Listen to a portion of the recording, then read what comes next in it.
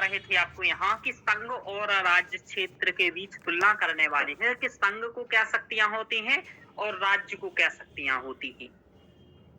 कल मैंने आपको बताया था कि 28 राज्य हैं, 8 केंद्र शासित प्रदेश हैं वर्तमान में, ध्यान रखिए। तो मैं ये बता रहा था कि केंद्र के साथ आपके जो संबंध होते हैं वो संघीय होते हैं राज्य के, यानी कि राज्य के पास कुछ शक्तियां होती हैं तो कुछ शक्तियां केंद्र के पास होती हैं। लेकिन जो संघ होता है, संघ के पास एकात्मक व्यवस्था रहती है, यानी कि केंद्र जो करना चाहे वो केंद्र करेगा, यानी कि केंद्र के पास ही शक्तियां रहेंगी सभी प्रकार से संबंधित, यानी कि तीनों जो भी विषय होगा वो संपूर्ण नियंत्रण केंद्र का होता है।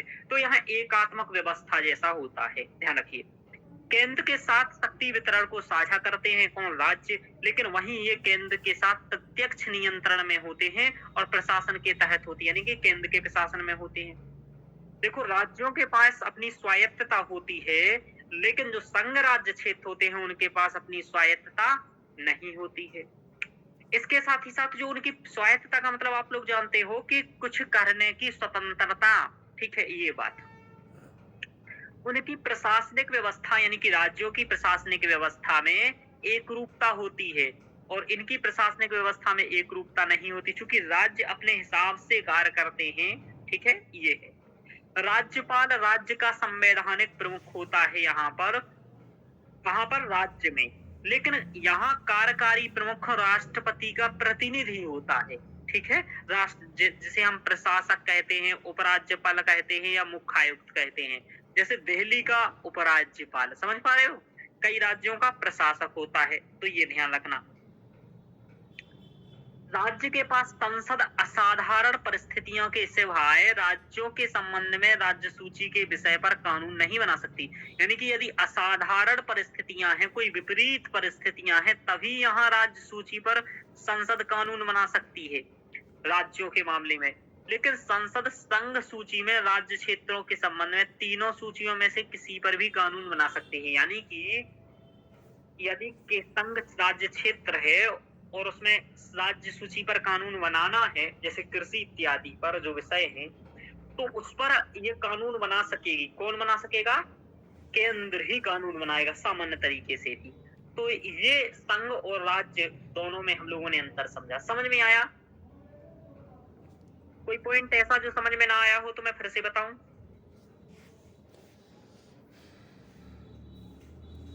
सुप्रिया, सभी पॉइंट समझ में आए हैं? रोशनी जी समझ पाई हो? हाँ सर। चलिए आगे चलते हैं। अब क्या है कि अभी तक कई, देखिए मैंने बताया था कि जो ये राज्य बने हैं एक साथ नहीं बने हैं, अलग अलग परिस्थितियों में बने हैं, कई बार अलग अलग उस स्थितियों में बने हैं। जैसे कि मैंने बताया कि वर्ष 1956 के बाद बनाए गए राज्य और संघ शासित प्रदेश कौन कौन से हैं। तो देखो, 1907 में महाराष्ट्र गुजरात का विभाजन हुआ। ऐसे ही 1961 में दादर और नगर हवेली का निर्माण किया गया। फिर 1962 में गोवा दमन द्वीप को 12वें संविधान संशोधन के माध्यम से, ऐसे 1963 में नागालैंड, है ना, नागालैंड से मिजोरम अरुणाचल प्रदेश गोवा अलग किए गए। चंडीगढ़ पंजाब और हरियाणा बनाया गया। छत्तीसगढ़ उत्तराखंड झारखंड बनाए गए 2000 में, यानी कि अलग अलग देते हैं, ध्यान रखो। और लास्ट जो राज्य बना वो तेलंगाना बना 2014 में। तो लास्ट राज्य कौन सा बना है? तेलंगाना। अब ये याद रखना नहीं है कि कौन सा राज्य कब बना, आपके पेपर में नहीं आने वाला है, ध्यान रखो।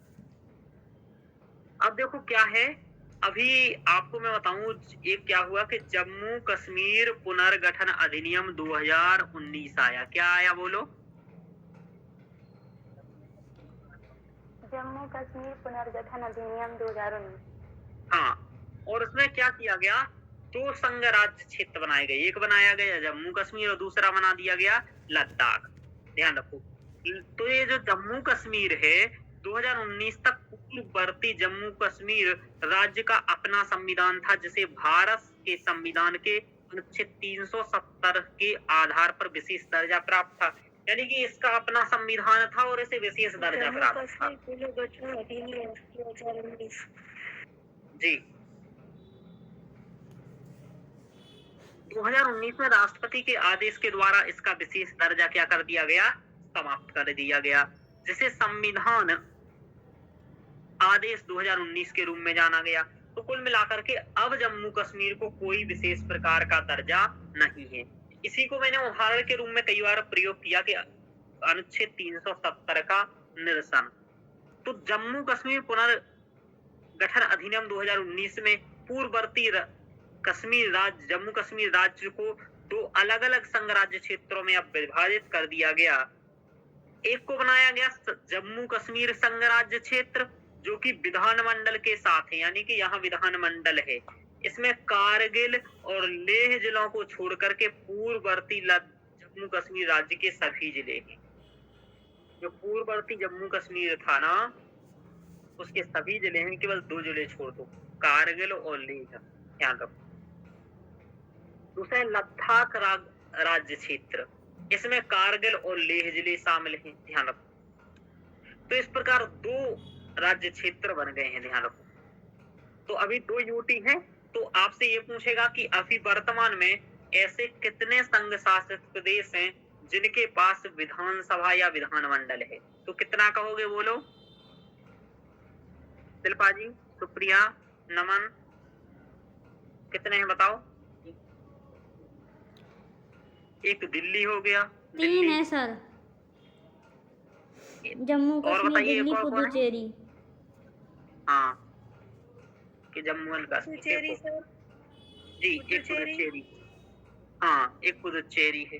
अब आपको पता है पुदुचेरी के 4 जिले, एक जिला आज और मुझे मैप देखते हुए दिख गया था, एक जिला यानम है और ये आंध्र प्रदेश के तट पर है, ठीक है।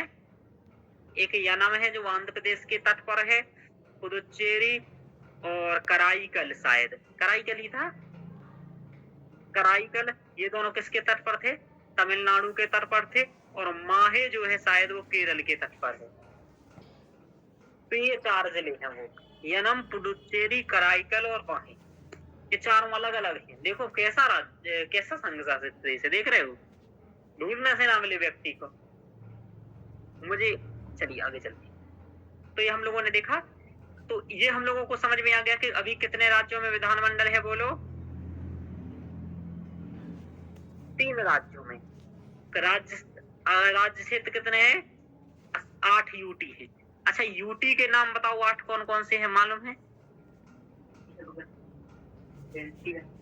हाँ, अब बताओ यूटी 8 यूटियों के नाम बताओ। जम्मू एंड कश्मीर, लद्दाख, इसके बाद देखो लद्दाख के बाद आपका देख लेना यहाँ चंडीगढ़, फिर आप देखो यहाँ पुडुचेरी, और कौन सा है? दादर व नागर हवेली और दमन दीव। हाँ, लक्षद्वीप, दिल्ली, अंडमान निकोबार,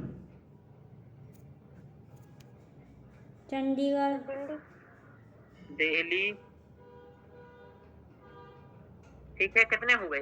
1 2 3 4 5 6 और 7। अब बचे हैं 2, अब बचा है एक और। तो ये मिल करके अभी क्या हो गया, जो दमन द्वीप है, दादर दमन द्वीप, और एक और कौन सा है रोशनी? दादरा व नगर हवेली। हाँ, दादर नगर हवेली, हाँ, और दमन नगर हवेली और दमन द्वीप, ये दोनों एक साथ मिल गए, तो ये 1 हो गया। तो इस प्रकार ये कितने हो गए? 8 हो गए। तो ये 8 के नाम याद रखना है आपको। इनमें से जो ये जम्मू कश्मीर, दिल्ली और पुडुचेरी, इनमें विधानसभा है, बाकी इन सब में शासक हैं। ये क्वेश्चन आपसे बन सकता है, तो ये लिख लिया। चलिए देखो ये लिखा है दिल्ली, जम्मू कश्मीर और पुडुचेरी, इनमें क्या है? कानून व्यवस्था, हाँ, इनमें तीनों विधानसभा है, कानून विधानमंडल है, कानून व्यवस्था, पुलिस और भूमि को छोड़कर और संवर्ती सूची के किसी भी विषय पर कानून बना सकती है। राज्य सूची में कानून व्यवस्था और पुलिस को छोड़कर, ऐसे ही इसमें राज्य सूची और संवर्ती सूची के किसी विषय पर कानून बना सकता है पुदुचेरी, ये ऐसा है। चलिए आगे चलते हैं। अब देखो क्या है, संघ राज्य क्षेत्र के संबंध में कानून बनाने की संसद की शक्ति। और तो संघ राज्य क्षेत्र के बारे में कानून की शक्ति क्या है संसद की, इसके बारे में थोड़ा सा जानेंगे। संसद तीनों सूचियों में से किसी भी विषय पर कानून बना सकती है और संघ राज्य क्षेत्रों के लिए उच्च न्यायालय की भी स्थापना कर सकती है। तो ये समझ में आया कि जब यूटी के बारे में है, यूनियन टेरिटरी, उसके बारे में संसद कानून किसी भी अनुसूची पर बना सकती है, प्रीलिम्स में बन सकता है ऐसा, तो ध्यान रखिएगा। अनुच्छेद 239 काका के तहत दिल्ली के लिए विशेष प्रावधान किए गए हैं। 1991 में 69वें संविधान संशोधन अधिनियम ने इसका नाम बदलकर राष्ट्रीय राजधानी राज्य क्षेत्र दिल्ली कर दिया था। तो इसके बारे में आप लोगों ने पढ़ा था पहले भी। राष्ट्रपति अंडमान और निकोबार द्वीप समूह, लक्षद्वीप, दादर और नगर हवेली तथा दमन और दीव की शांति, प्रगति, सुशासन के लिए नियम बना सकती है। कौन बना सकता है? वो लोग, राष्ट्रपति। ऐसा प्रीलिम्स में पूछा जाएगा सेंटेंस बना के, तो आप कहोगे हाँ बिल्कुल। इसकी शक्ति और प्रभाव संसद के अधिनियम के समान ही होते हैं, यानी कि राष्ट्रपति जो कुछ करते हैं वो संसद के अधिनियम के समान ही होता है, क्योंकि राष्ट्रपति अपनी मर्जी से थोड़ी कर रहे होते हैं। समझ में आ रहा? हाँ, तो अनुच्छेद 74 एक ध्यान रख लेना कि वो तो प्रधानमंत्री की मर्जी से कर रहे हैं। विधानसभा सदस्यों की संख्या 70 निर्धारित की गई है, जो जनता द्वारा प्रत्यक्ष रूप से निर्वाचित है। चलिए, मंत्री परिषद के सदस्यों की संख्या 10% निर्धारित की गई है। कितना? कि 10% बन सकती है, यानी कि जितनी जनसंख्या होती है उसका 10%। निर्वाचन मतलब सांसद जैसे मान लीजिए 100 है, तो उसमें से 10 ही मंत्री बन सकते हैं, 10 से ज्यादा नहीं। 10%, 100 का 10% हो गया 10। चलिए, निर्वाचन भारत निर्वाचन आयोग द्वारा आयोजित किए जाते हैं, ये तो स्पष्ट ही है। चलिए, तो ये सब बातें लिखी हुई हैं वही सब, बाकी इसमें हम लोगों ने अनुच्छेद वगैरह पढ़ लिया है। तो इस लेक्चर में इतना ही हम लोगों को पढ़ना था इसके बारे में, मतलब जो इस संघ और राज्य क्षेत्र के बारे में पढ़ना था। इसके आगे जो हम लोगों को पढ़ना है, अब हम नया लेक्चर के बारे में और नई यूनिट के बारे में पढ़ेंगे, वो होगा नागरिकता से संबंधित। समझ में आ रहा? इतना समझ में आया? बोलते जाओ। हाँ सर। हाँ चलिए। हाँ सर।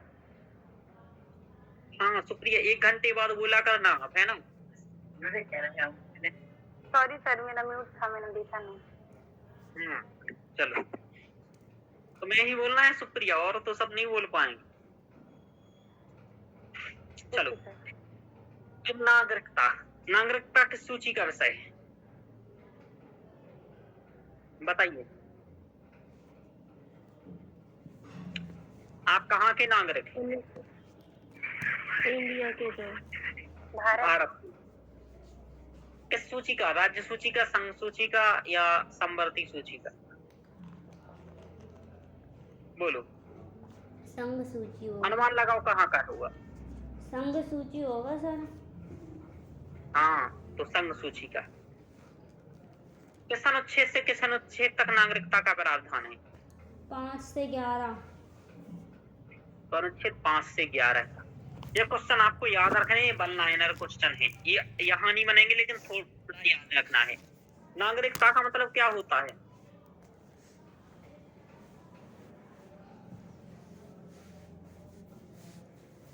देखिए, जब आप किसी देश के नागरिक होते हैं तो उस राज्य विशेष के द्वारा आपको कुछ अधिकार दिए जाते और कुछ कर्तव्य दिए जाते। हालांकि कर्तव्य आपको स्वयं निभाने से होगी, और अधिकार यानी कि अधिकार और कर्तव्य दिए जाते हैं। जैसे हम लोगों के लिए मौलिक अधिकार है, हम उस भारत के नागरिक, हमारे मौलिक अधिकार है, स्वतंत्रता है, बोलने है, विकास करना है, व्यापार करने का है। भारत में आकर के पाकिस्तानी व्यापार कर सकता है क्या? नहीं कर सकता है। कोई अन्य देश का नहीं कर सकता है बिना सरकार की अनुमति के, लेकिन हम लोग कहीं भी कर सकते हैं अपने देश के अंदर। तो ये चूंकि हम लोगों को अधिकार है इसके देश के नागरिक होने के नाते, समझ पा रहे हो? तो हम इस देश के नागरिक, हमारे पास कुछ अधिकार दिए गए। इसी तरीके से हमारे कुछ कर्तव्य भी हैं, जैसे संविधान की रक्षा करना, है ना? यदि कोई देश के प्रति युद्ध हो जाता है किसी देश से, तो हमें उसमें सहयोग करना, अपने राष्ट्र की सुरक्षा करना, राष्ट्रगान का सम्मान करना, राष्ट्रीय आंदोलन के व्यक्तित्व का सम्मान करना, इस प्रकार से हमारे कर्तव्य हैं। एकता अखंडता को बनाए रखना, सांस्कृतिक विविधता की आदि का सम्मान करना, ये सब हमारे क्या है कि कर्तव्य है कुछ। तो हम लोगों को अधिकार, यानी कि नागरिक होने के नाते राज्य के द्वारा कुछ विशेष कर्तव्य दिए रहते हैं। चलिए अब देखो क्या है कि नागरिकता, हम लोग जैसे हम लोगों ने क्या नागरिकता ली है? नहीं, हम तो यहीं पैदा हुए हैं, तो यहीं का अपना स्वतः नागरिक मिल गया। समझ में आ रहा? स्वतः नागरिकता मिल गया हम लोगों को। तो हम लोगों को नागरिकता के उपबंधों के बारे में यहाँ देखना है। चलिए, तो नागरिकता और अन्य देशीय व्यक्तियों के बीच तुलना। देखो, भारतीय राज्य के पूर्ण सदस्य होते हैं और उसके प्रति निष्ठा रखते हैं। यानी कि जो नागरिक होते हैं वे क्या करते हैं? भारत राज्य के पूर्ण सदस्य होते हैं, यानी कि सदस्य होते हैं और हम अपने राष्ट्र के प्रति निष्ठा रखते हैं, जैसे हम लोग रखते हैं। उन्हें सभी नागरिकों राजनैतिक अधिकार प्राप्त होते हैं। नागरिक कहने का अभिप्राय है कि मौलिक अधिकार इत्यादि सब कुछ प्राप्त होता है। नागरिकों को भारतीय राज्य के प्रति कुछ कर्तव्य होते हैं, जैसे कर देना, राष्ट्रीय ध्वज और राष्ट्रगान का सम्मान करना, देश की रक्षा करना इत्यादि। समझ पा रहे हो? तो ये नागरिकों के कुछ कर्तव्य होते हैं। अब देखो, अब क्या होता है कि नागरिकों को कई सारे अधिकार दिए रहते हैं, जैसे कि यहाँ लिखा हुआ है नागरिकों के कुछ अन्य अधिकार हैं। जैसे कि कुछ अधिकार ऐसे हैं जो केवल नागरिकों के हैं। बता सकते हैं कि कौन से अधिकार हैं ऐसे जो केवल नागरिकों को प्राप्त हैं? बोलो।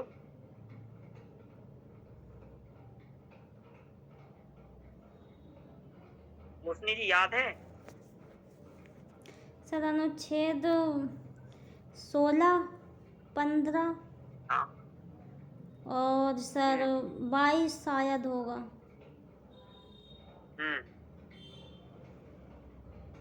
15, 16, 19, 29, 30। जी सर। लास्ट के दो याद रखो, 29, 30, और शुरू के दो याद रखो, 15, 16, बीच में लगा दो 19। समझ में आ रहा? जी। क्या है? देखो, और ये पूछा जाता है प्रीलिम्स में क्वेश्चन, कैसे कौन से मौलिक अधिकार हैं जो केवल भारतीय नागरिकों को प्राप्त हैं। यानी कि नागरिक होने का क्या है, कुछ विशेष अधिकार दिए गए हैं हमको, जैसे धर्म, मूल वंश, जाति, लिंग, जन्म स्थान के आधार पर भेदभाव के खिलाफ अनुच्छेद 15 मिला है। ये विदेशियों को नहीं है। यानी कि विदेशियों से हम धर्म, मूल वंश, जाति, लिंग आदि के आधार पर भेदभाव कर सकते हैं। ध्यान रखो। अनुच्छेद 16 लोक नियोजन के विषय में अवसर की समानता होगी, लेकिन विदेशी कहे हमें भी नौकरी में आरक्षण दो भाई, है ना? तो ऐसा नहीं देंगे। ये केवल भारतीयों को है आरक्षण वाला प्रावधान, क्या समानता वाला प्रावधान। वाक और अभिव्यक्ति की स्वतंत्रता, संघ बनाना, संगम करना, संचरण करना, निवास करना, ये व्यापार करना, ये सिर्फ भारतीय नागरिकों को है भारत में, विदेशियों को नहीं है। ऐसे ही सांस्कृतिक और शैक्षिक अधिकार अनुच्छेद 29 और 30 के तहत जो दिए गए हैं वो भी केवल भारतीय नागरिकों को हैं। तो ऐसे कौन से अनुच्छेद हैं, याद रहेंगे? सुप्रिया, कौन से हैं बोलो? ऐसे कौन से अनुच्छेद हैं जो केवल भारतीयों को प्राप्त हैं? सुन रही हो सुप्रिया कि भाग गई हो कहीं? चलिए, वो तो भाग गई है, 1 घंटे बाद कहेंगे। जी सर, हाँ सर, बोले सर, है ना? चलो, 15, 16, 19, 29, 30। चलिए आगे चलते हैं। वैसे भी ये हार रहा तो क्लास मुझे बंद ही करनी पड़ेगी, क्योंकि कोई ढंग से। आगे चलो। अन्य अधिकार हम लोग देखते हैं। लोकसभा और राज्य विधानसभाओं के निर्वाचन में मतदान करने का अधिकार। समझ पा रहे हो? तो ये विदेशियों को नहीं है कि वो राज्य लोकसभा, राज्य विधानसभा में आए और मतदान करें। ऐसे ही संसद और राज्य विधानमंडल की सदस्यता के लिए चुनाव लड़ने का अधिकार ये भारतीयों को है।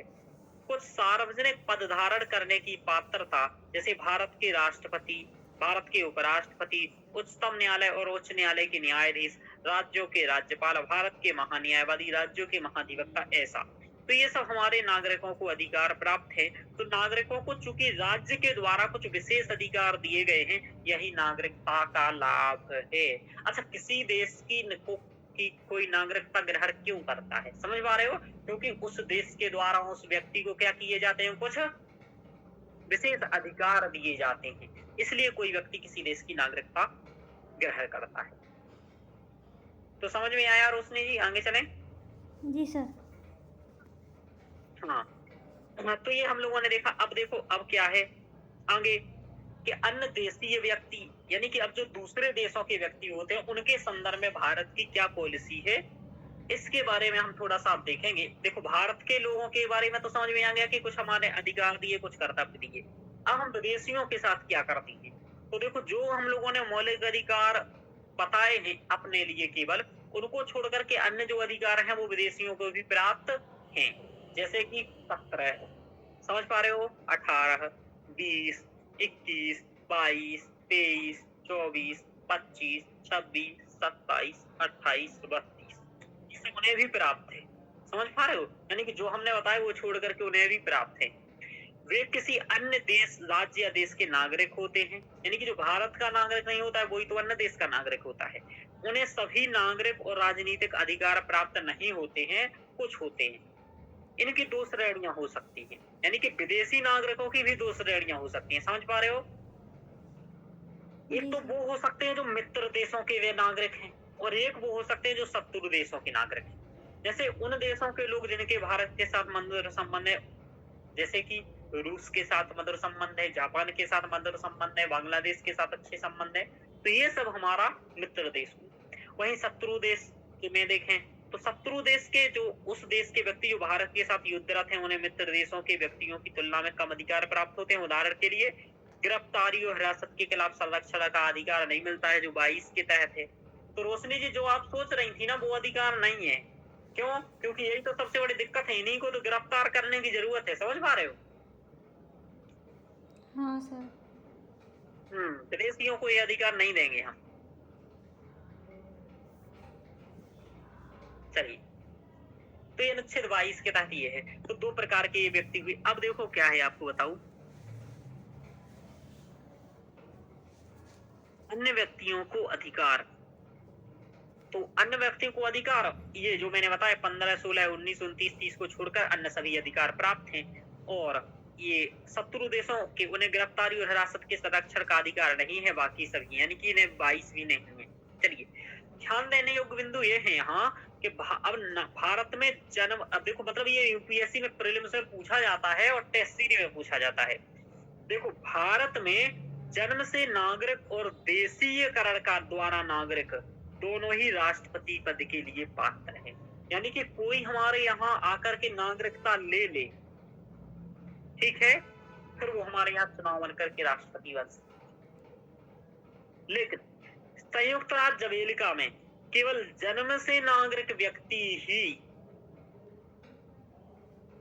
राष्ट्रपति के पद के लिए पात्र है, न कि देशीकरण के आधार पर।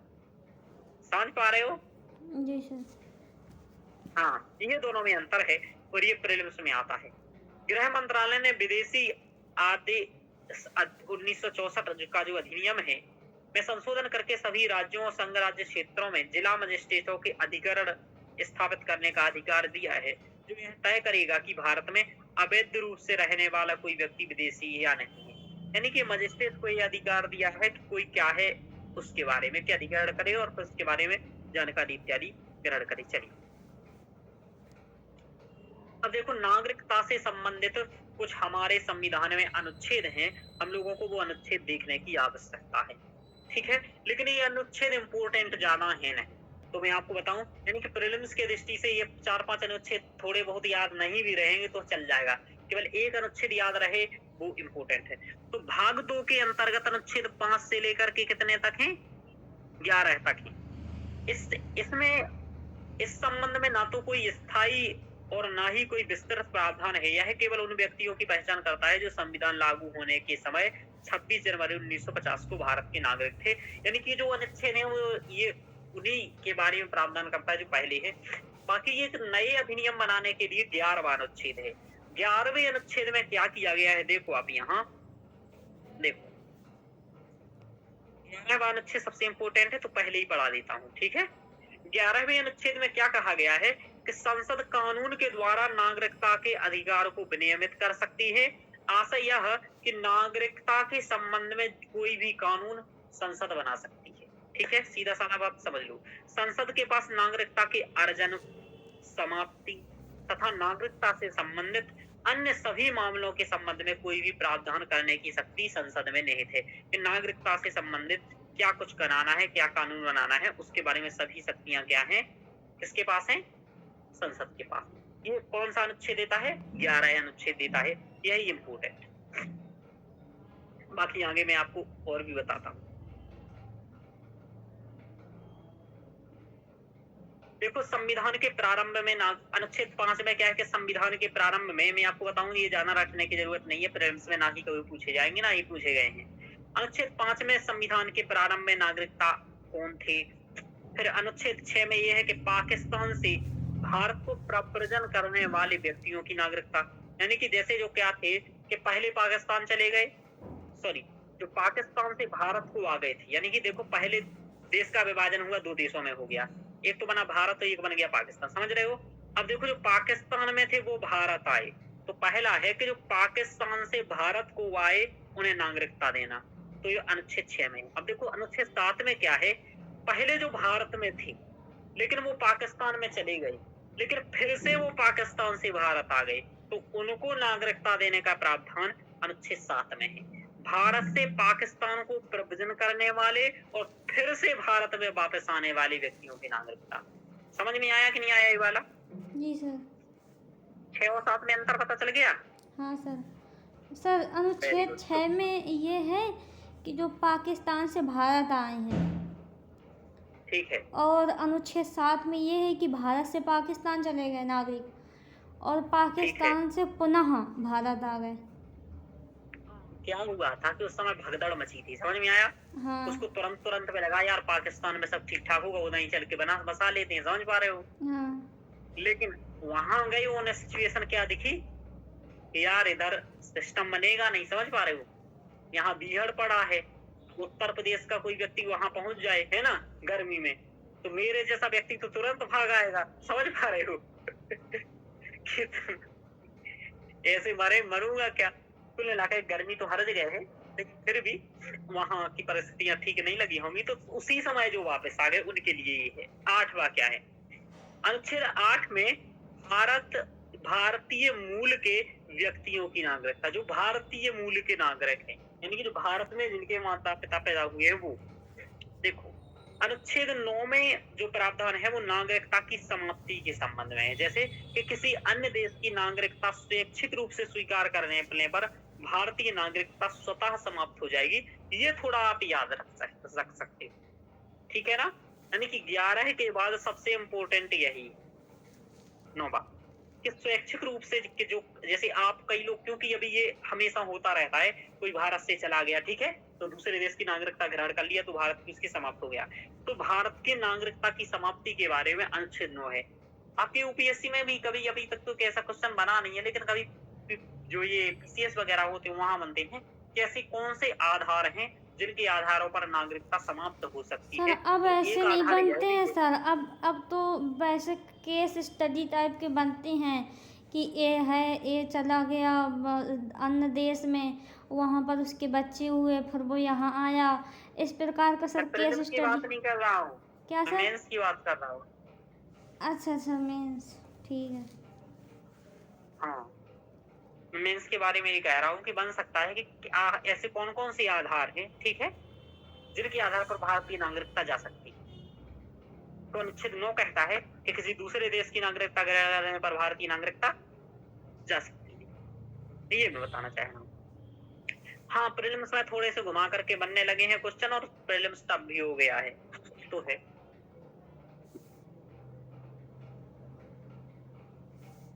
चलो, सुन रही हो सुप्रिया? देखो अनुच्छेद 10 क्या है। अनुच्छेद 10 कहता है नागरिकता के अधिकारों का बना रहना, यानी कि जब तक संसद ने कानून ना बना दिया हो कोई किसी संबंधित, तो व्यक्तियों की नागरिकता बनी रहेगी। जैसे हम लोगों की नागरिकता कोई कानून बनाएगा तब, यानी कि संसद नागरिकों के अधिकारों का बना रहना, यानी कि समाप्त ना होना। और सबसे इम्पोर्टेंट जो 11 था वो मैंने बता दिया कि नागरिकता से संबंधित कानून बनाने की शक्ति किसके पास निहित है?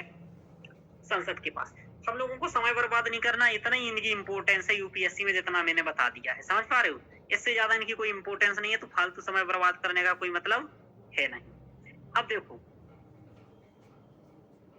ये क्वेश्चन थोड़ा सा देखेंगे अब हम लोग। अब ये देखेंगे कि नागरिकता का अर्जन कैसे किया जा सकता है, यानी कि भारत की नागरिकता का यदि कोई अर्जन करना चाहे या भारत का नागरिक कोई कैसे बन सकता है, क्या क्या आधार हैं। तो इसके आपको बताऊं, जो नागरिकता अधिनियम 1900 कितना है? 56 ही है।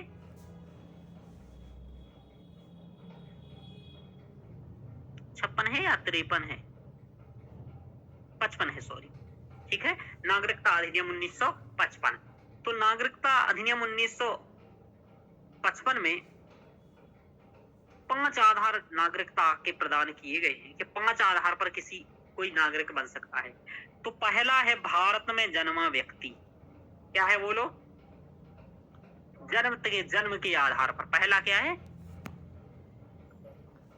भारत में जन्म जन्मा के आधार व्यक्ति। पर। जन्म के आधार पर, यानी कि जन्म से कोई व्यक्ति नागरिक बन सकता है भारत का। जैसे कि ये हुआ, देखो अब इसमें कई बार संशोधन होता रहा है अधिनियम में। जो नागरिकता अधिनियम रहा है इसमें संशोधन होता रहा है, तो प्रावधान बदलते रहे हैं। जैसे कि मैं आपको बताऊं, 26 जनवरी 1950 से लेकर के 1 जुलाई 1987 के बीच जन्मा व्यक्ति, चाहे उसके माता पिता की राष्ट्रीयता कुछ भी हो, ठीक है, यदि वो 26 जनवरी 1950 से 1 जुलाई 1987 के बीच जन्म हुआ है तो भारत का नागरिक बन सकता है। क्या बन सकता था? 1 जुलाई 1987 के बाद जन्मा व्यक्ति, उसके माता पिता में से कोई एक भारत का नागरिक हो तो बन सकता है।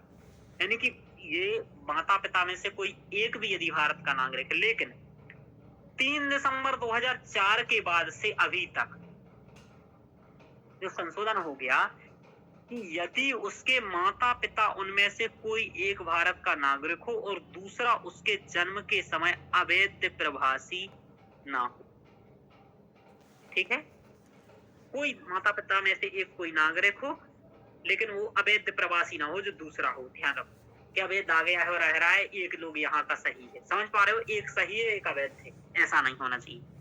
तो भारत में तैनात विदेशी राजनयिकों और शत्रु देशों के व्यक्तियों के बच्चे जन्म से भारतीय नागरिकता प्राप्त नहीं कर सकते।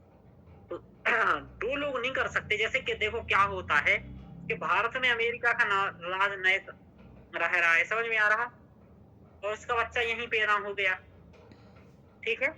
अब ऐसा तो है नहीं भारतीय हॉस्पिटल उसको मना कर देते, नहीं यहाँ नहीं हुआ होगी। समझ पा रहे हो भाई? वो यहाँ सेवा दे रहा है, तुम्हारे देश में रह रहा है, तो अपने तुम्हारे देश में हॉस्पिटल को दिखाएगा ना। तो तुम ये नहीं कह दोगे कि तुम्हारे देश में पैदा हुआ है तो इसे नागरिकता दो। समझ पा रहे हो? ये नहीं होगा। चलिए,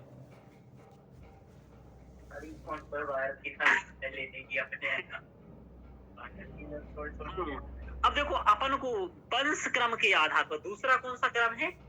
वंशानुक्रम के आधार पर। पहला कौन सा हुआ? जन्म के आधार पर। अब वंश के आधार पर है भारत से बाहर जन्मा व्यक्ति।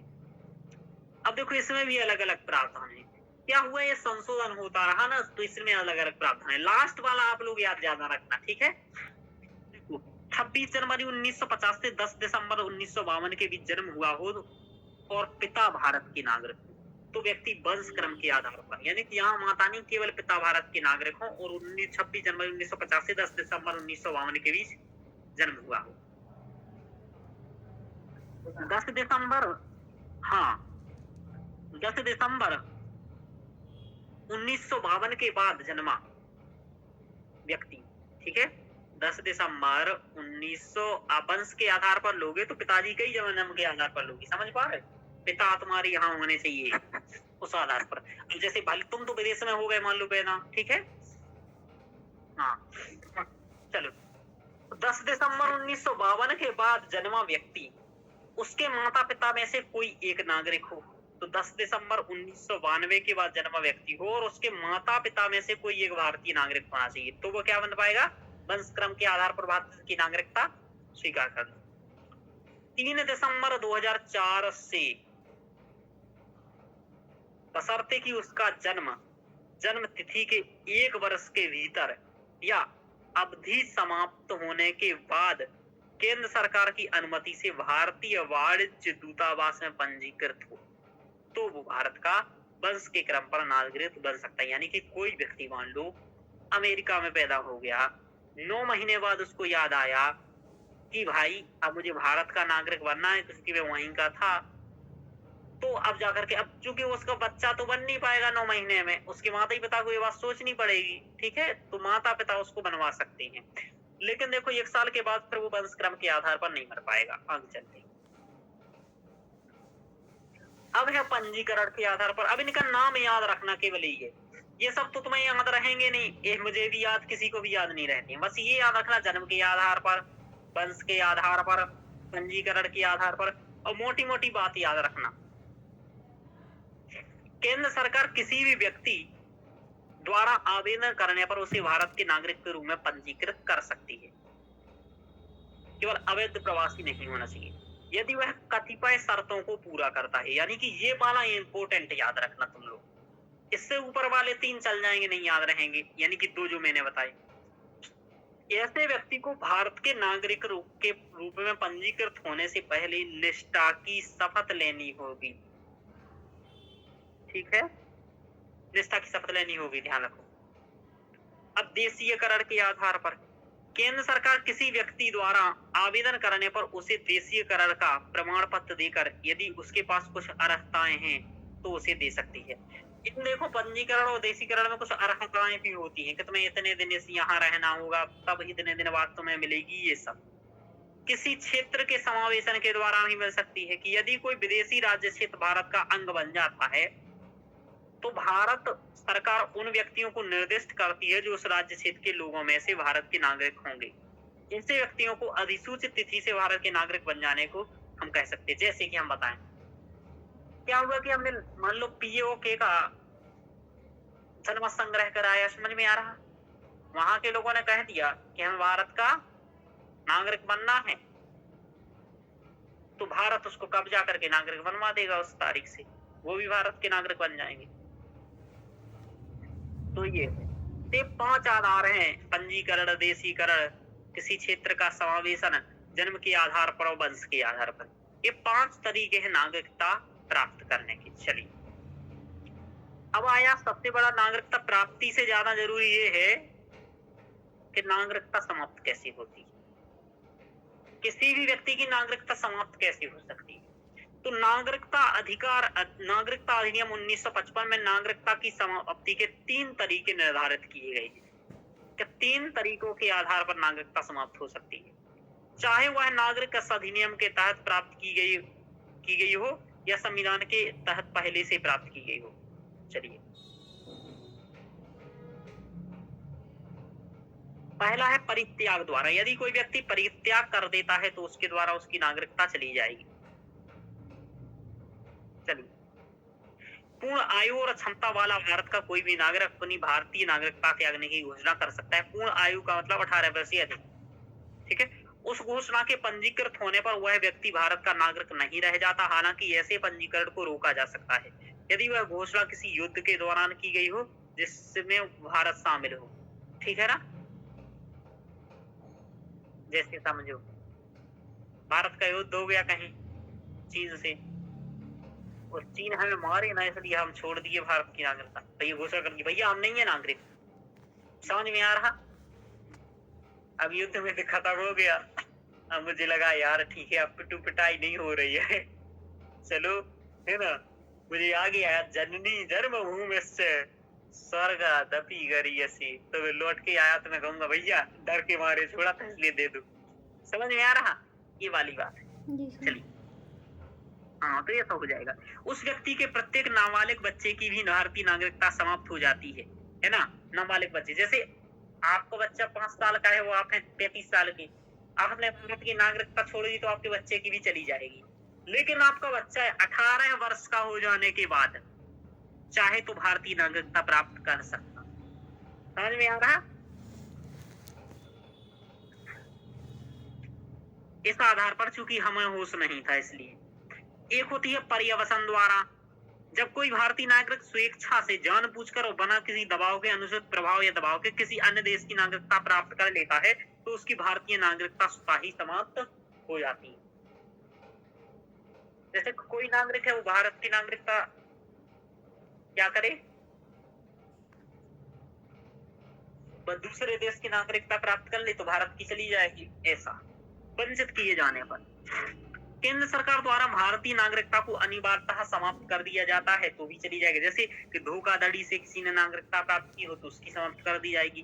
भारत के संविधान के प्रति अनिष्ठा प्रदर्शित की हो, है ना, तो ऐसी अनिष्ठा तो रोज कई लोग प्रदर्शित करते हैं, लेकिन सामान्यतः किसी ऐसे ने की हो। युद्ध के दौरान दुश्मन देश का साथ दिया हो या गैर कानूनी तरीके से व्यापार या संचार में संलग्न हो। पंजीकरण या देशीकरण के 5 वर्ष के भीतर किसी भी देश में 2 वर्ष के लिए कारावास हो रहा हो। ठीक है, जैसे पंजीकरण या देशीकरण या है 5 वर्ष के भीतर, तो उसमें से किसी देश में यदि 2 वर्ष कारावास हो जाता है, या सामान्यतः लगातार 7 वर्षों तक भारत से कोई बाहर रह रहा है तो भी उसकी नागरिकता चली जाएगी। जैसे कोई 7 वर्ष से बाहर रह रहा है। अब यहाँ एक बात ध्यान रखना कि जो वीजा वगैरह लेकर के किसी देश में रहते हैं 7 वर्ष नहीं, वो भले 40 वर्ष नहीं। समझ पा रहे हो? समझ पा रहे हो बात जी। तो उनकी भारतीय नागरिकता समाप्त नहीं होती है क्योंकि वो अनुमति लेकर के जा रहे हैं। समझ पा रहे हो? जी सर। हाँ, कोई बिना बताए व्यक्ति कहीं रह रहा है, पता ही नहीं है भारत को, अनुमति ही नहीं लिया है, तो फिर उसकी 7 वर्ष बाद समाप्त हो जाएगी। ये है। अब देखो हम लोगों ने अपने यहाँ तो ये हुआ कि नागरिकता समाप्त किस आधार पर होगी, तो ये मेंस के लिए थोड़ा सा यही कि नागरिकता प्राप्त करने के लिए, लेकिन यूपीएससी मेंस में ऐसा कुछ बनता नहीं है। ठीक है, ना बना है आज तक। प्रीलिम्स में एक आध क्वेश्चन हो सकता है बन जाए, तो यहाँ से ध्यान रखना। चलिए देखते हैं एकल नागरिकता के बारे में क्या है। देखो भारत एक संघीय देश है। कैसा देश है बोलो? संघीय देश। संघीय देश का मतलब क्या होता है? संघीय देश का मतलब ये है सर कि राज्यों और केंद्रों में शक्तियों का विभाजन है। दोहरी सरकार। हाँ, वेरी गुड। जहाँ केंद्र सरकार और राज्य सरकार हो वहाँ शक्तियां संघीय वितरित होती व्यवस्था हैं। क्या सर? तो केंद्र की राज्य जो केंद्र है उसकी नागरिकता अलग होनी चाहिए वैसे संघीयता के हिसाब से, जैसे अमेरिका में है। हाँ, और राज्य की नागरिकता अलग होनी चाहिए। जी। लेकिन भारत ने दोहरी नागरिकता नहीं अपनाया, एकल नागरिकता अपनाया। क्यों अपनाया एकल नागरिकता बताओ? सर वो बंधुता, एकता, अखंडता ये सब स्थापित करने के लिए। हाँ, वेरी गुड। तो यद्यपि भारतीय संविधान संघीय है और दोहरी शासन प्रणाली केंद्र और राज्य की परिकल्पना करता है, फिर भी यह केवल एकल नागरिकता यानी कि कनाडा की तरह प्रदान करता है। तो कनाडा में भी क्या है बोलो? एकल नागरिकता। हाँ, नागरिकता करता है। नागरिकता केवल संघ के प्रति निष्ठा रखते हैं। नागरिक केवल किसके प्रति निष्ठा रखते हैं? संघ के प्रति, राज्य के प्रति नहीं। इसका मतलब ये है कि यदि मध्य प्रदेश के किसी जिले को उत्तर प्रदेश में शामिल किया जा रहा है तो हम लोग अपना है ना कुल्हाड़ी मुड़ानी लेकर के नहीं चल देंगे कि कहाँ से कैसे गया हमारा राज्य क्योंकि भैया तुम्हारा ही देश कर रहा है। समझ पा रहे हो? तो यानी कि राज्य के प्रति नहीं होती है, ध्यान रखो, करना तो मुश्किल हो जाएगा। चलिए, अमेरिका और स्विट्जरलैंड में दोहरी नागरिकता की व्यवस्था है ना। इतना छोटा स्विट्जरलैंड दोहरी नागरिकता की व्यवस्था, समझ पा रहे हो? इतना छोटा है ना। और इसके विपरीत भारत के इसमें भारत में अलग से राज्य नागरिकता की व्यवस्था नहीं। चलिए, भारत में सभी नागरिकों को पूरे देश में नागरिकता के समान राजनीतिक और नागरिक अधिकार प्राप्त, यानी कि हम सबको बराबर है, चाहे वो कोई भी राज्य का हो, और उनके बीच कोई भी भेदभाव नहीं किया जाता है। सभी लोग कहीं के हों, ठीक है। हालांकि भेदभाव न किए जाने का सामान्य नियम अनुच्छेद 15, 16 और 19 के तहत कुछ अपवादों के अधीन है। यानी कि देखो कुछ हमारे यहाँ अपवाद हैं भेदभाव करने के, वो वही हैं जो आप जानते हो कि जैसे आरक्षण हो गया, समझ पा रहे हो? जी सर। कुछ क्षेत्रों में हमें संचरण करने से रोका जा सकता है। तो क्या है अपवाद, यही देख लीजिए। जैसे अनुच्छेद 15 के तहत क्या है, राज्य उन मामलों में अपने निवासियों को विशेष लाभ प्रदान कर सकता है या प्राथमिकता दे सकता है जो भारतीय नागरिकों को संविधान द्वारा दिए गए के अधिकार के दायरे में नहीं आते। उदाहरण के लिए कोई राज्य अपने निवासियों को शिक्षा की फीस में रियायत दे सकता है। समझ में आ रहा? जैसे मध्य प्रदेश अपने यहाँ के विद्यार्थियों के लिए एमपीपीएससी के लिए 70 नंबर पर सिलेक्शन कर सकता है, और वहीं ये कर सकता है कि एमपीपीएससी का प्री दूसरे राज्यों का 80 नंबर पर निकलेगा, यानी कि 10 नंबर का अंतर कर सकता है। हाँ, अंदाज का ऐसा यही होता है अधिकतर कि अन्य का क्या होता है, जनरल कैटेगरी में लिया जाता है, तो सब नप जाते हैं। हाँ, तो ये इस टाइप से हो जाता है। ये इसलिए किया जाता है कि चूंकि थोड़ा सा उस राज्य की विशेष परिस्थितियां हैं और उसके नागरिकों, उसके जो राज्य के लोग हैं, उन्हें विशेष संरक्षण होना चाहिए।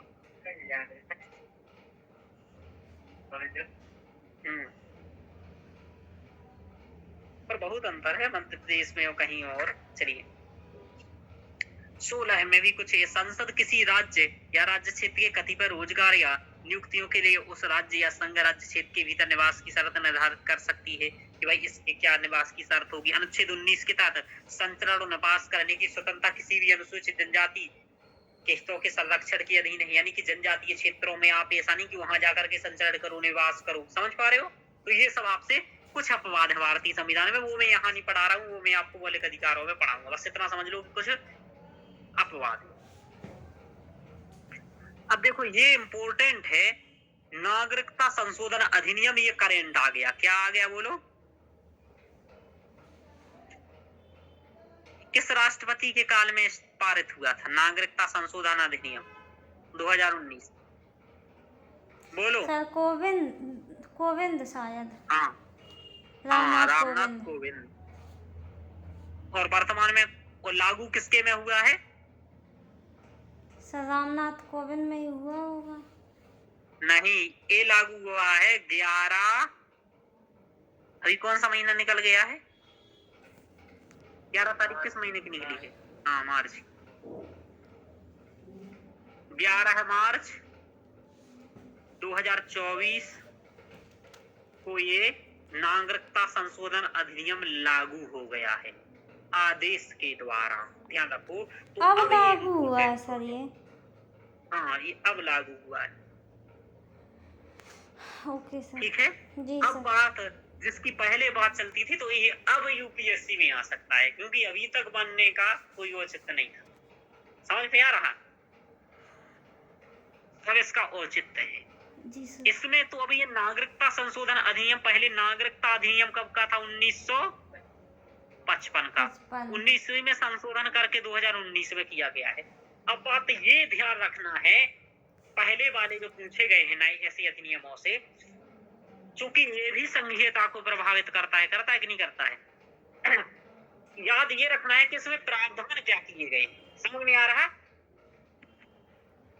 तो सबसे बड़ा प्रावधान जो इसमें किया गया है वो मैं आपको बता देता हूं।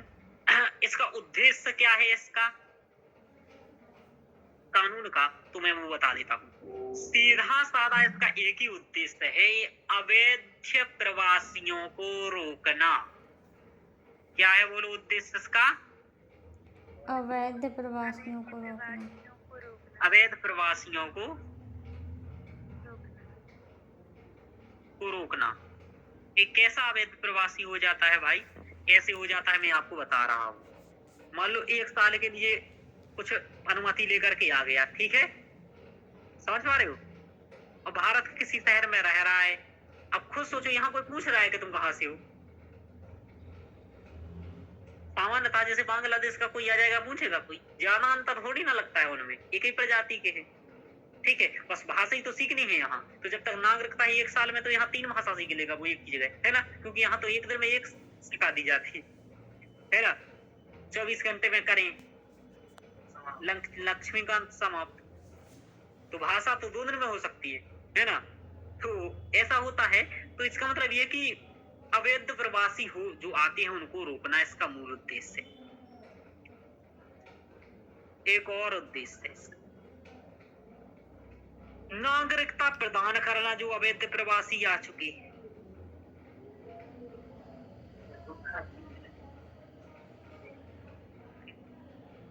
नागरिकता प्रदान करना, लेकिन ये एक काम किसी की नागरिकता रोकता भी है। इसमें क्या है, इसमें 3 देशों के 6 समुदायों को नागरिकता प्रदान की जाएगी। कितने देशों के पाकिस्तान, बोलो? बांग्लादेश, म्यांमार। हाँ, ये सब आपको पहले ही पता है। अफगानिस्तान, बांग्लादेश और पाकिस्तान। अच्छा, म्यांमार नहीं है। जी सर। म्यांमार नहीं, जी। क्योंकि म्यांमार से फालतू के घुस आते हैं और श्रीलंका नहीं है। ये 2 बात ध्यान रखना। हाँ सर।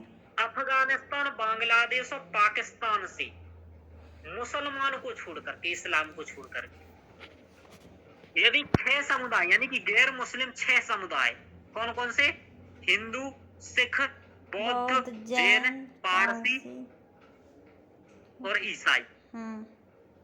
यदि ये लोग या तो 31 दिसंबर 2014 को भारत में आ गए हैं या इससे पहले आ गए, तो इन्हें नागरिकता प्रदान भारत की कर दी जाएगी। लेकिन एक बात ध्यान रखो, तो यदि मुस्लिम आ गए हैं यहाँ तो उन्हें यहाँ से भागना पड़ेगा। समझ पा रहे हो? जी सर। और इसी के कारण इसका विरोध एक पक्ष कर रहा था। समझ पा रहे हो? हाँ सर, बहुत हुआ था विरोध भी हाँ, उस समय। तो फिर इसका विरोध इसलिए हुआ, इसका कारण मालूम चल गया तुम लोगों को कि जो ये 3 देशों से आ रहे हैं, अफगानिस्तान, बांग्लादेश और वो पाकिस्तान इस से, वजह से इसमें था मुस्लिम सर, को नहीं संविधान मिल में पंथ निरपेक्ष जैसे प्रस्तावना में ही कहा है, और तुम धर्म को मान रहे हो।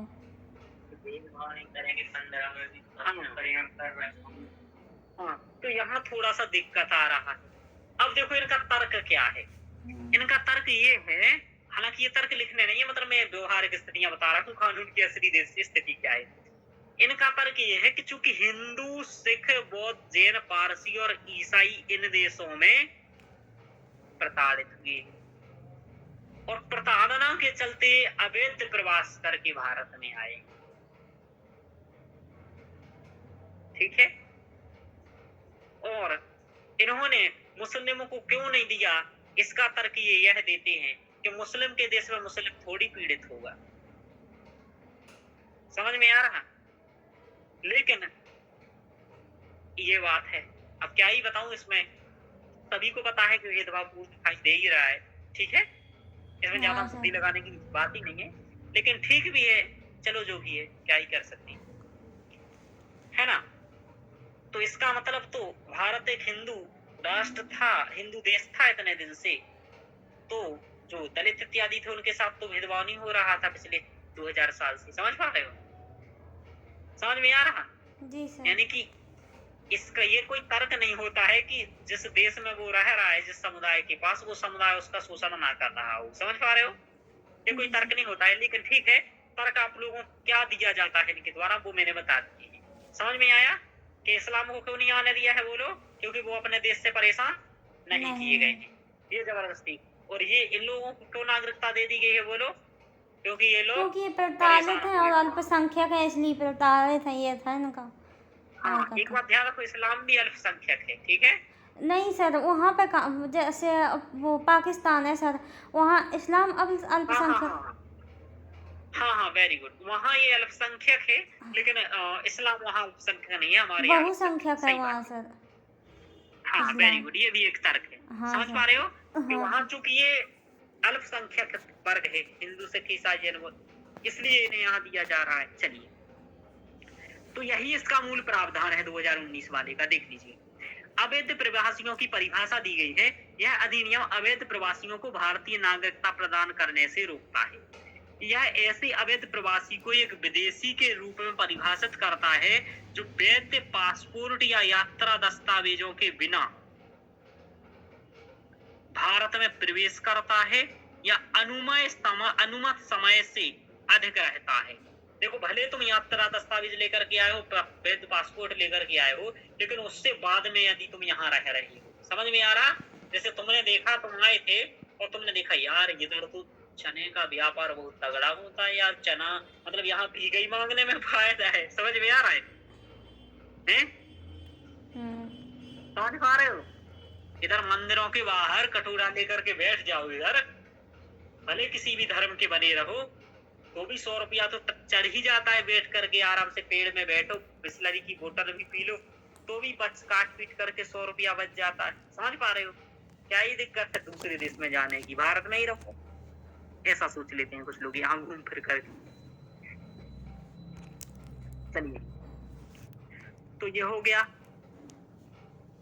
अफगानिस्तान, बांग्लादेश, पाकिस्तान, ये वाला पॉइंट आप लोग समझ गए कि प्रवेश हिंदू में और आगे देखो नहीं किया जाएगा, लोगों को अवैध प्रवासी नहीं माना जाएगा, और व्यक्तियों के इन समूहों को 11 वर्ष की शर्त को कम करके 5 वर्ष किया जाएगा, यानी कि 11 वर्ष की शर्त को कम करके इन्हें 5 वर्ष कर दिया जाएगा, और ये 5 वर्ष आराम से रहेंगे यहाँ, और इन्हें क्या मिल जाएगी? नागरिकता मिल जाएगी। आगे चलो, और भी इसमें कुछ दिक्कत है, और भी कुछ इसके प्रावधान है। 1 मिनट,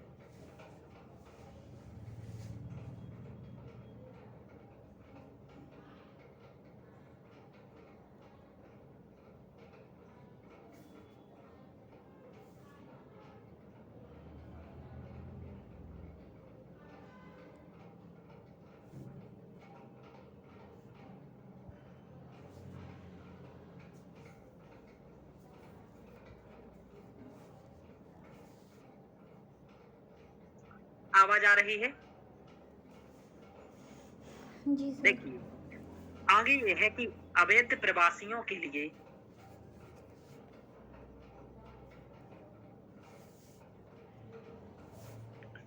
आगे ये है कि अवैध प्रवासियों के लिए नागरिकता के ये प्रावधान संविधान की 6ठी अनुसूची में शामिल असम, मेघालय, मिजोरम, त्रिपुरा के आदिवासी क्षेत्रों पर लागू नहीं होंगे, यानी कि इसके अलावा ये केवल 4 ही देशों में से के लिए है, असम, मेघालय, मिजोरम और त्रिपुरा वालों के लिए नहीं।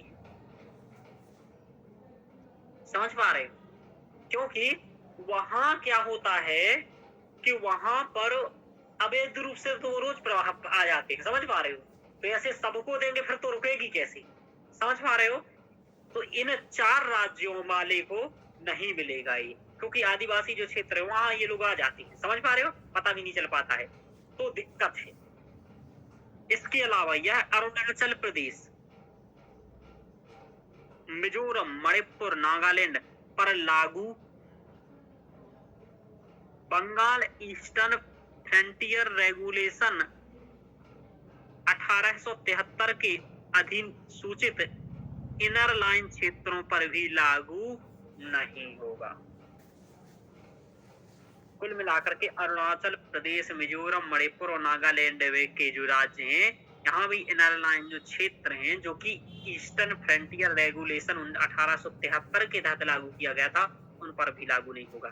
सीधा साधा दिमाग में ये बात रखो, समझ पा रहे हो बात? पूर्वोत्तर वाले क्षेत्रों में ये लागू नहीं है, केवल 3 देश वालों को लागू है, अफगानिस्तान, बांग्लादेश और पाकिस्तान। ये बात ध्यान रखना। तो इसके आप लोगों ने ये मुख्य प्रावधान क्या है इसमें समझ लिए। समझ में आया कि नहीं आया रोशनी जी? हाँ सर आया। कि पूर्वोत्तर छोड़ देना है बस, ये ज्यादा दिमाग मत लगाओ। हाँ सर। और बाकी ये फिर रटना पड़ेगा कि ईस्टर्न फ्रंटियर लेजिस्लेशन 1873 का जो इनर लाइन वाले जो क्षेत्र है, जैसे कि अरुणाचल प्रदेश, मिजोरम, मणिपुर और नागालैंड, ये इन पे इसमें पर भी लागू नहीं होगा। चलिए अब देखो यहाँ थोड़ी सी तुलना बताई गई है 3 लोगों के बारे में कि इन तीनों के बारे में क्या स्थिति है, उन तीनों के बारे में बताई गई है। देखो क्या अनिवासी भारतीय जो भारत में नहीं रह रहे हैं, ऐसे लोग जिन्हें हम कहेंगे NRI, आई। एक है भारतीय मूल के व्यक्ति, PIO। एक है भारत के प्रवासी नागरिक, OCI, कार्ड धारक। ठीक है, 3 है यहाँ, NRI, PIO और OCI। अब देखो, एक एक करके समझते हैं। अनिवासी भारतीय कौन है? ऐसा भारतीय नागरिक जो सामान्यतः भारत से बाहर निवास कर रहा है और उसके पास भारतीय पासपोर्ट है। यानी कि भारत के बाहर रह रहा है और भारतीय पासपोर्ट उसके पास है, वो कहलाता है NRI। क्या कहलाता है? ऐसा समझ भारतीय में आया? क्या सर? जैसे कोई व्यक्ति है भारत का, ठीक है, जी सर। जैसे कि सुप्रिया भारत से पासपोर्ट लेती हैं और चली जाती हैं अमेरिका, और ये अमेरिका रहने लगती हैं। ठीक है, अमेरिका रह रही हैं जॉब करने, मान लीजिए, तो ये कहलाएंगी NRI। क्या कहलाएंगी? NRI। यानी कि ऐसा भारतीय नागरिक जो सामान्यतः भारत से बाहर निवास कर रहा हो और उसके पास भारतीय पासपोर्ट हो। ठीक है, जी सर। अब देखो दूसरा देखते हैं हम, भारतीय मूल का व्यक्ति, यानी कि PIO। ऐसा व्यक्ति जो या जिसके पूर्वज भारत के राष्ट्रीयता के थे, यानी कि भारत की राष्ट्रीयता थी उनके पास। समझ में आ रहा? भारतीय राष्ट्रीयता, जिसके पास वर्तमान में किसी अन्य देश की नागरिकता या राष्ट्रीयता है, अर्थात उसके पास विदेशी पासपोर्ट है। तो NRI में और PIO में ये है, PIO भारतीय पासपोर्ट लेकर के, भारतीय नागरिक भी है, भारतीय पासपोर्ट लेकर के विदेश में रह रहा है। लेकिन PIO वो है जो पहले भारत में रहता था, लेकिन अब उसने भारत की नागरिकता छोड़ दी है और किसी दूसरे देश की नागरिकता ले ली है, या फिर दूसरे देश में पासपोर्ट लेकर के रह रहा है, वो है PIO। समझ में आया रोशनी जी? जी सर। सुप्रिया समझ में आया? अब बोलेंगी नहीं है तो मैं आगे चलूंगा। चलिए, मैं वो नहीं है एक सर, होगा शिल्पा भारत जी। के, क्या? शिल्पा जी नहीं है क्या? नहीं है सर। नागरिकता अधिनियम 1955 के तहत भारत के प्रवासी नागरिक कार्ड धारक के रूप में पंजीकृत व्यक्ति, यानी कि नागरिकता अधिनियम 1955 के तहत जो भारत के प्रवासी नागरिक हैं, OCI कार्ड धारक के रूप में पंजीकृत व्यक्ति। चलिए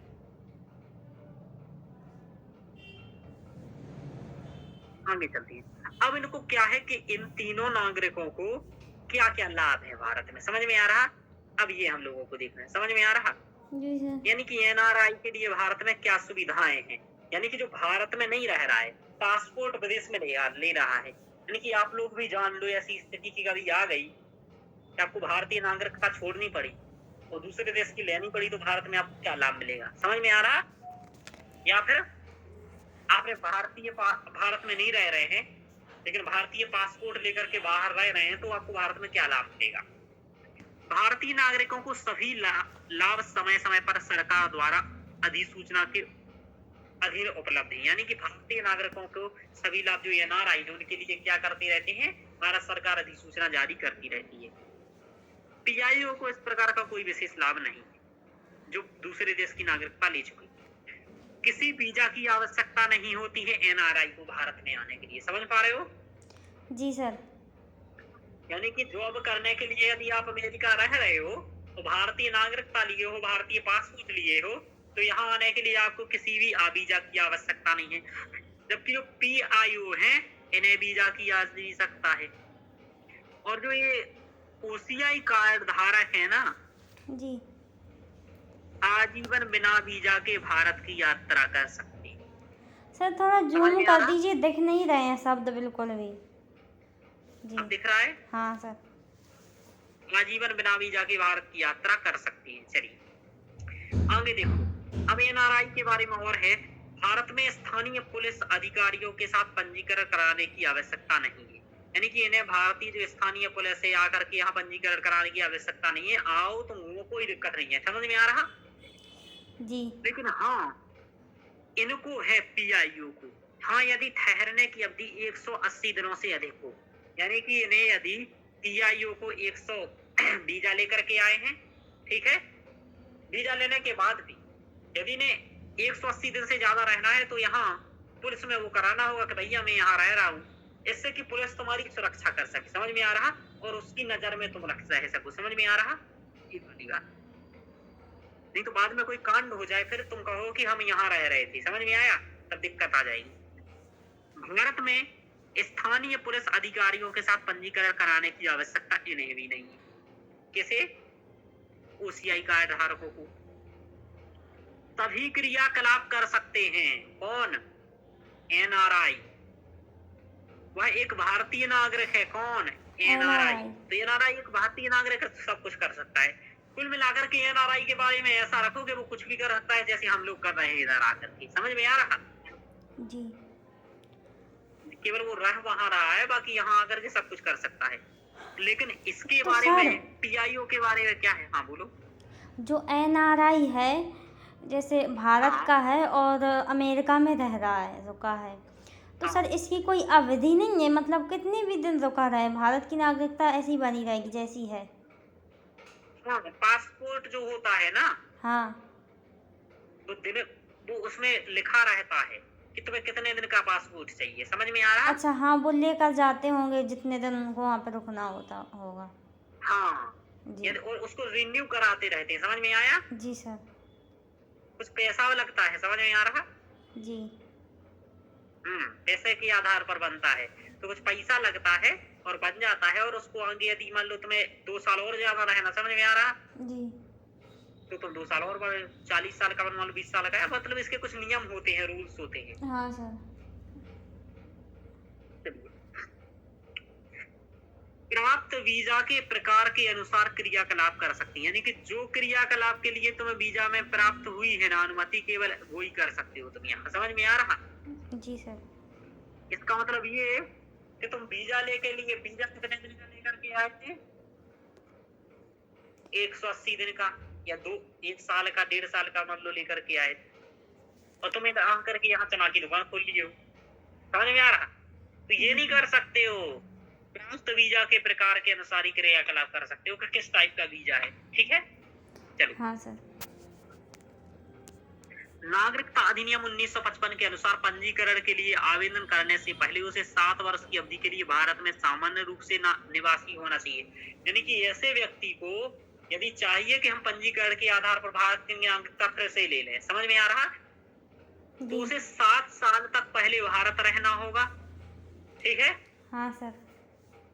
क्या लेकर के रहेगा? सर वो वीजा लेकर। हाँ, यहाँ का रजिस्ट्रेशन नंबर, जो भी यहाँ की प्रक्रिया होती होगी, कुछ समझ में आ रहा? ये अपन को नहीं मालूम। हाँ, तो कुल मिलाकर के जो भी यहाँ की प्रक्रिया है, पंजीयन करके रहेगा, क्योंकि पंजीयन करेगा तब तो जुड़ेगा वहां से, समझ में आ रहा? जी सर। है ना? कुछ फॉर्म जैसा भरता होगा कि फॉर्म भर करके और फिर वो यहाँ रहेगा, और फिर 7 साल हो जाएगा तो उसकी आगे की प्रक्रिया होगी उसकी, तो नागरिकता मिलेगी बाद में। तो नागरिकता अधिनियम के अंतर्गत उसे क्या करना है कि 7 वर्ष यहाँ रहना होगा, तब उसे मिलेगी। इनके लिए काम देख लेते हैं। जो ये ओसीआई कार्ड धारक हैं, ये अनुसंधान कार्य को छोड़ करके सभी क्रियाकलाप कर सकते हैं, यानी कि यहाँ आकर के अनुसंधान नहीं कर सकते, बाकी सब कर सकते हैं। अनुसंधान कार्य के लिए संबंधित भारतीय मिशन, पोस्ट या जो भी है उससे अनुमति लेना होगी, यानी कि अनुसंधान करना है तो इनको ये करना होगा, यानी कि ये केवल अनुसंधान नहीं कर सकते हैं कार्ड धारक। नागरिकता अधिनियम 1955 के अनुसार एक व्यक्ति जो 5 वर्षों के लिए ओसीआई कार्ड धारक के रूप में पंजीकृत है और जो पंजीकरण के लिए आवेदन करने से पहले 12 महीने के लिए भारत में सामान्य रूप से निवासी है, भारतीय नागरिकता प्रदान कर सकता है। कुल मिलाकर के देखो, आपके पास ओसीआई कार्ड है, ठीक है, समझ पा रहे हो? जी। आपके पास ओसीआई कार्ड है तो आप 12 महीने यहाँ रहो और उसके बाद क्या करो? भारतीय नागरिकता ले लो, ये है। तो ये तीनों के लिए अलग अलग शर्तें हैं। जब प्रीलिम्स देने जाओ तो एक बार ये रिवीजन कर लेना लेक्चर, समझ में आ रहा? जी सर। प्रीलिम्स से पहले ये लेक्चर इम्पोर्टेंट है, मेंस में ये ज्यादा इम्पोर्टेंट है नहीं। तो ये है। हाँ, जो ये मैं बता रहा हूँ ये 2019 के अधिनियम के तहत अंतर्गत नहीं बता रहा हूँ, समझ पा रहे हो ना ये बात? जी सर, ये तो अलग से मामला है। 1955। हाँ, ये तो सब अलग है। नागरिकता संशोधन अधिनियम की उतनी विशेषताएं थी जितनी थी, हमने बता दिया, ठीक है ना? जी उससे सर। ज्यादा कुछ नहीं है। चलिए, तो ये हो गए। आगे देख लेते हैं, कुछ और तथ्य यहाँ लिखे हुए हैं। अधिनियम के प्रावधान में केंद्र सरकार कुछ आधारों पर ओसीआई का पंजीकरण रद्द कर सकती है। जो ओसीआई वाले हैं ना, ओसीआई कार्ड रखे हुए हैं, इनका जी। कार्ड भी रद्द किया जा सकता है यदि ये कुछ उल्टा सीधा करेंगे। जैसे यदि ओसीआई धोखाधड़ी के माध्यम से पंजीकृत किया गया हो, यदि पंजीकरण 5 वर्ष के भीतर ओसीआई को 2 वर्ष या उससे अधिक के कृषि दूसरे देश में सजा सुनाई गई हो, यदि भारत की संप्रभुता या सुरक्षा को कोई दिक्कत हो, ओसीआई ने केंद्र सरकार द्वारा यदि ओसीआई ने केंद्र सरकार द्वारा अधिसूचित अधिनियम या किसी अन्य कानून का उल्लंघन किया हो, या ओसीआई रद्द करने का आदेश तब तक पारित नहीं किया जाना चाहिए जब तक ओसीआई कार्ड धारक को सुनवाई का अवसर ना दिया जाए। समझ में आ रहा? जी सर। जैसे तुम ओसीआई कार्ड लिए हो, ठीक है ना मन, तो तुम्हारा कार्ड तब तक रद्द नहीं किया जाएगा जब तक तुम वहां अपने तर्क ना रख पाओ। समझ में आ रहा? जी सर। हाँ, तो तुम्हारी सुनवाई होगी तब तुम्हारा रद्द किया जाएगा, ऐसा। तो ये सब प्रावधान है, यानी कि ओसीआई कार्ड रद्द भी हो सकता है यदि तुमने एकता अखंडता वाला दिक्कत कुछ कर दिया, केंद्र सरकार के कोई कानून को नहीं माने हो यदि, है ना, या सुरक्षा को दिक्कत हुआ, या 5 वर्ष के अंदर तुम यहाँ कार्ड तो लिए हो लेकिन कोई दूसरे देश में तुम्हें 2 वर्ष की सजा हो गई हो, ठीक है ना, कांड कर दी हो, तो तुम्हारा एक समाप्त कर दिया जा सकता है। यदि या फिर तुम यहाँ धोखाधड़ी कुछ कर रहे हो तो भी तुम्हारा समाप्त कर दिया जा सकता है। तो ये कुछ तरीके। तो नागरिकता के बारे में इतना ही इसमें था, समझ पा रहे हो? जी सर। इससे ज्यादा कुछ नहीं है नागरिकता के बारे में, और मेंस के लिए इसमें कुछ नहीं है। केवल ये जो नया अभी अपडेट हुआ है ना, तो इस नए के बारे में क्या पूछा जा सकता है, मैं आपको बता दे रहा हूँ। पहला ये पूछा जाएगा कि नागरिकता संशोधन अधिनियम 2019 की विशेषताओं का वर्णन कीजिए, ठीक है ना, विशेषताओं का वर्णन कीजिए। क्या यह कानून भेदभावकारी है? तो आपको कहना है हाँ है। तो क्या तर्क दोगे? कहोगे नहीं है तो तर्क दोगे। 2-2, 3-3 तर्क दोगे, 150 नंबर से ज्यादा का क्वेश्चन नहीं आएगा यदि 2021 में आएगा। जी सर। ये क्वेश्चन आप लिख सकते हो, लिख लोगे? ये क्वेश्चन लिख लिया ना आप लोगों ने? कौन सा क्वेश्चन सर? जो मैंने बोला, चलिए लिखा देता हूँ, है ना। नागरिकता संशोधन अधिनियम 2019 की विशेषताओं की परिचर्चा कीजिए। परिचर्चा कीजिए। क्या यह कानून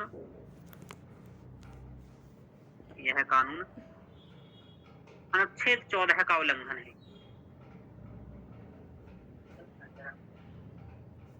उल्लंघन या समता के अधिकार का उल्लंघन है? हाँ, वो सभी समता के अधिकार के अंतर्गत 14 से लेकर के सब 18 है, तो समता के अधिकार का उल्लंघन है, ऐसा कह सकते हो। 14 के जगह समता लिखो, समता का उल्लंघन है, ठीक है, समता के अधिकार का उल्लंघन। टिप्पणी करें, समालोचनात्मक। सर ये क्या लिखा है सर? परिचर्चा कीजिए, क्या ये है? हाँ, नागरिकता संशोधन अधिनियम की विशेषताओं की परिचर्चा कीजिए। क्या यह कानून समानता के अधिकार का उल्लंघन है? समानता के अधिकार का उल्लंघन है। समालोचनात्मक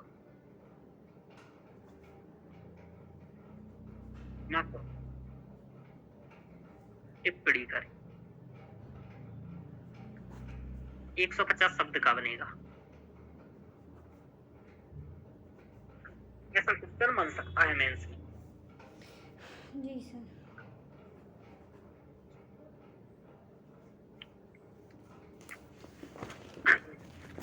ये समझ में आया? जी सर। इतना ही इसमें है।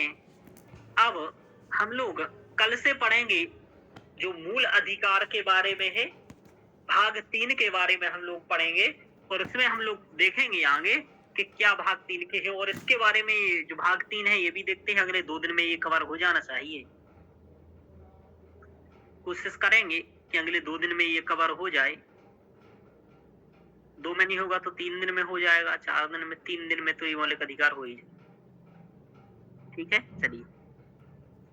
तो हम कल मौलिक अधिकार के बारे में पढ़ेंगे। आज क्लास इतनी ही रखेंगे, ठीक है? जी सर। चलिए।